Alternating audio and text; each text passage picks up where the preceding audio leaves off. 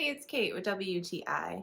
If you're looking for a comfortable option for headphones, but also great sound quality, I highly recommend checking out the Beats Solo Pro.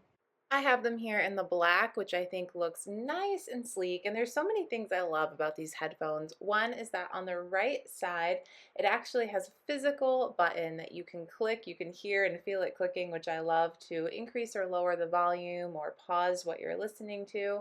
And these are really comfy too. The headband part has a good cushion to it. And then the earpieces as well have a good amount of cushion. So they're comfortable to wear.